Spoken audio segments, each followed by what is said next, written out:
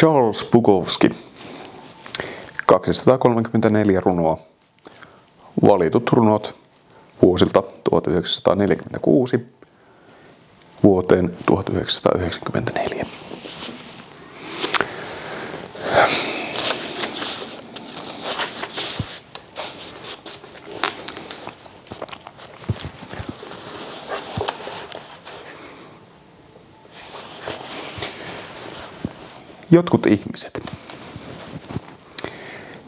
Jotkut ihmiset eivät koskaan sekoa.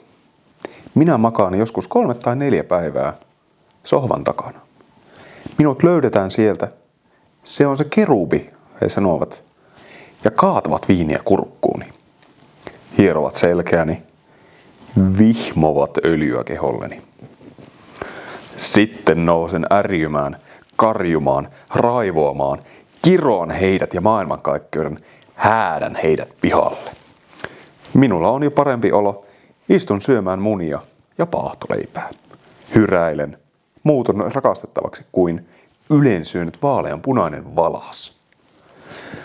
Jotkut ihmiset eivät koskaan sekoa. Kuinka hirvittävää heidän elämänsä täytyykään olla.